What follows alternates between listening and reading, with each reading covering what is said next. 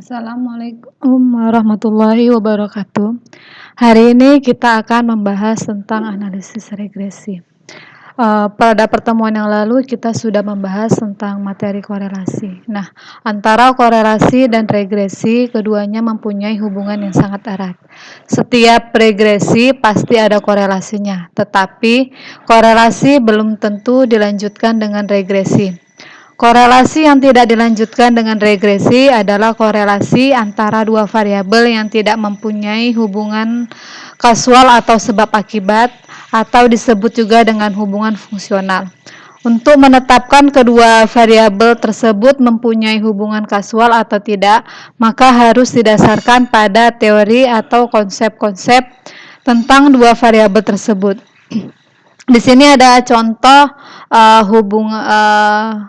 hubungan sebab akibat. Yang pertama adalah hubungan antara kemampuan awal matematik siswa dengan kemampuan matematik siswa. Jadi kemampuan awal itu berpengaruh terhadap kemampuan matematik siswa. Sedangkan hubungan antar model pembelajaran dengan hasil belajar siswa dapat dikatakan hubungan fungsional. Di sini kita gunakan analisis regresi bila kita mengetahui bagaimana variabel dependen atau kriteria dapat diprediksi melalui variabel independen atau variabel prediktor secara individual. Dampak dari penggunaan analisis regresi dapat digunakan untuk memutuskan apakah naik atau menurunnya variabel dependen dapat dilakukan melalui menaikkan atau menurunkan keadaan variabel independen, atau meningkatkan variabel dependen dapat dilakukan dengan meningkatkan variabel independen sebaliknya. Nah, di sini biar untuk mempersingkat waktu kita lihat rumus regresi linier sederhana. Jadi kalau hanya ada dua variabel, maka kita memakai regresi linier sederhana, di mana rumusnya adalah Y sama dengan A tambah BX. Y ini adalah subjek dalam variabel dependen yang diprediksi, sedangkan A adalah harga Y bila X sama dengan 0. Kemudian B adalah angka arah atau koefisien regresi yang menunjukkan peningkatan ataupun penurunan variabel dependen yang didasarkan pada variabel independen. Bila nilai B itu positif, maka terjadi kenaikan atau peningkatan, sedangkan bila B itu bernilai negatif, maka terjadi penurunan. Nah, di sini ada langkah-langkah analisis regresi. Yang pertama kita menentukan rumus korelasi produk momen. Mungkin udah bisa dilihat ini rumus korelasi produk momen. Kemudian mencari nilai simpangan baku variabel Y yang disimbolkan dengan SY, dan simpangan baku pada variabel X disimbolkan dengan SX.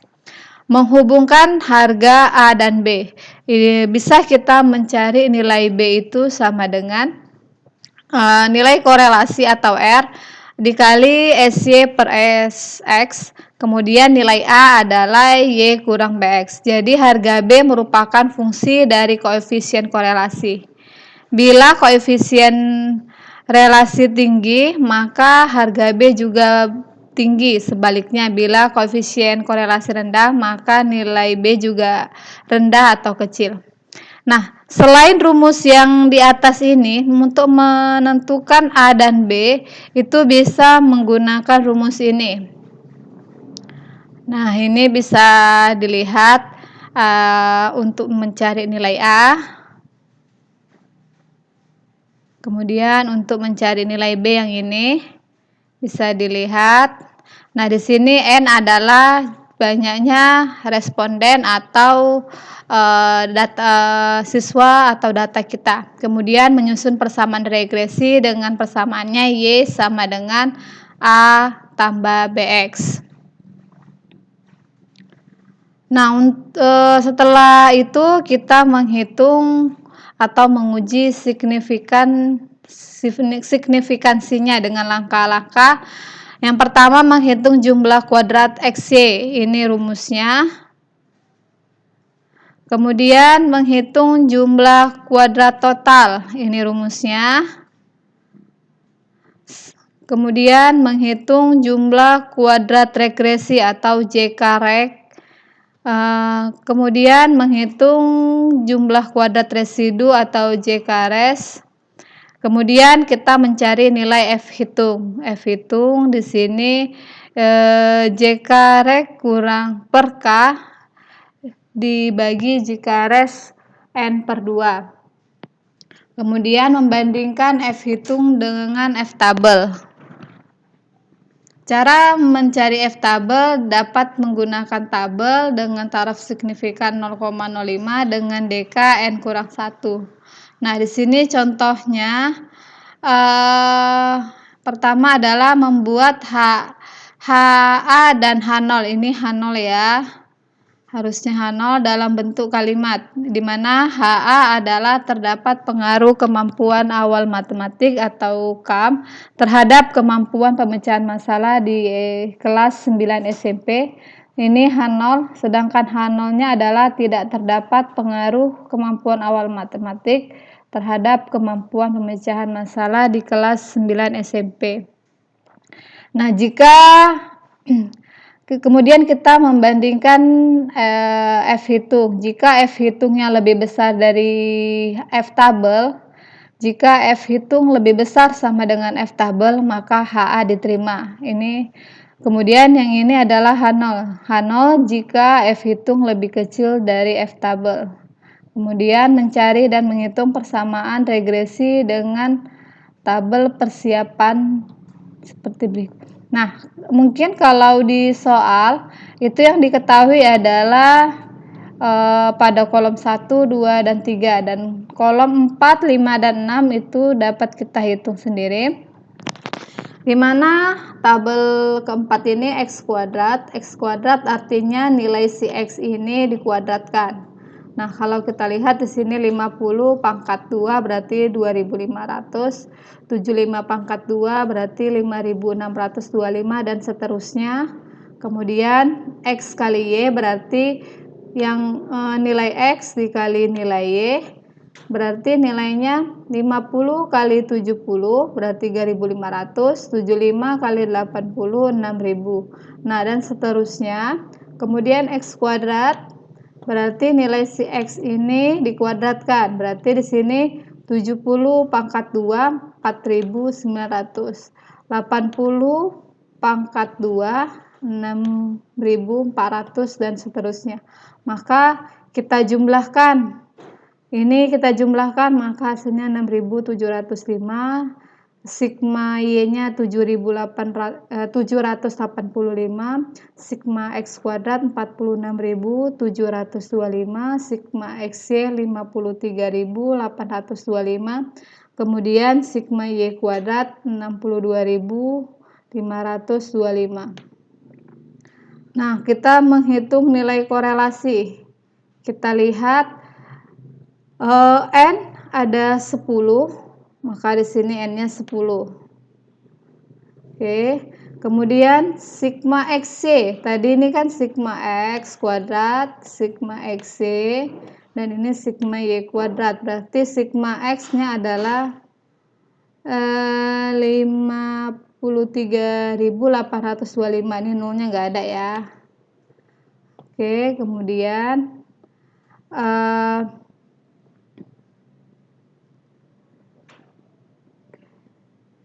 kemudian 6 sigma X 675 dan sigma Y 785 diakarkan 10, X kuadratnya 46.725, sedangkan sigma X kuadrat berarti 675 dipangkatkan, kemudian sigma 10 dikali Y kuadrat 62.525 kurang 75.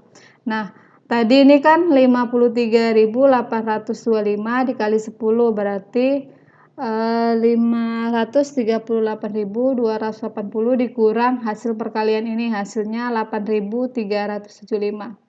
Nah, ini dikalikan ini dikurangkan kuadrat ini, hasilnya dikalikan nanti dengan yang ini, kemudian diakarkan, maka hasilnya 10.242,833. Maka hasilnya 0,818. Nah, untuk menghitung A boleh pakai rumus ini atau yang simpangan baku tadi. Nah, kalau saya lebih milih yang ini karena sudah diketahui nilainya. Sigma X, tadi kita lihat sigma X-nya berapa? 785. Kemudian sigma X kuadrat 46.725. Sigma Y 275. Sigma XY 53.825. Nah, ini kita kalikan, dikurangkan hasil perkalian ini, dibagi ini, maka hasilnya 29,871.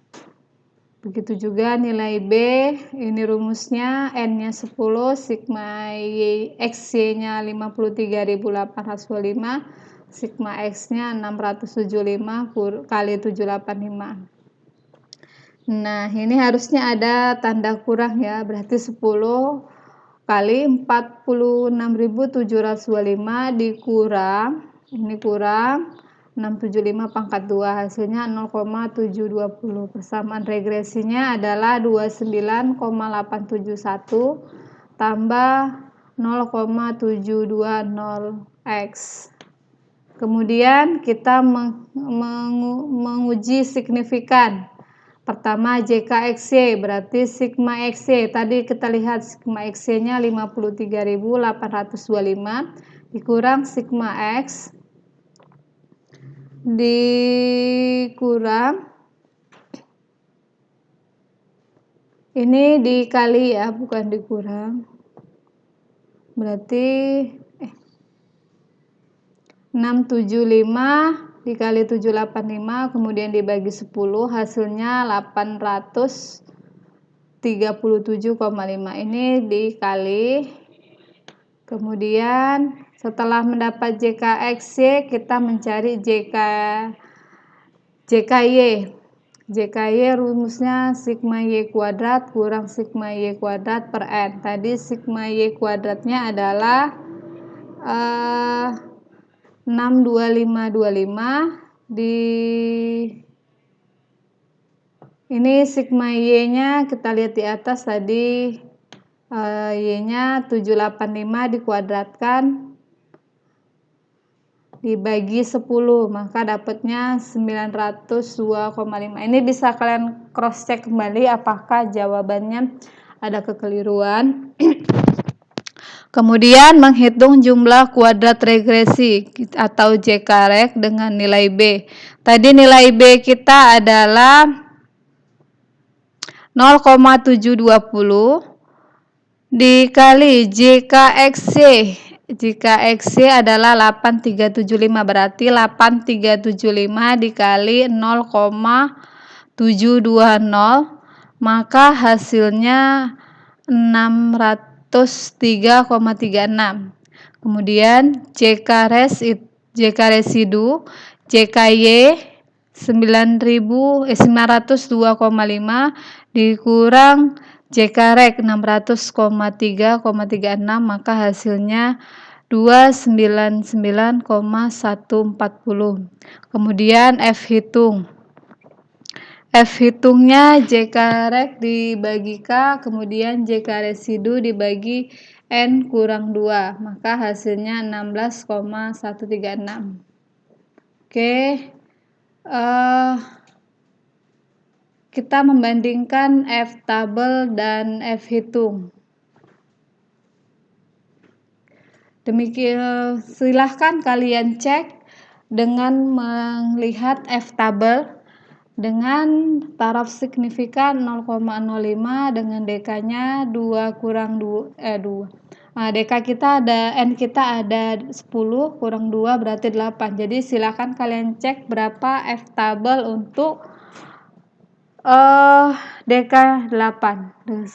Demikian untuk materi hari ini. Assalamualaikum warahmatullahi wabarakatuh.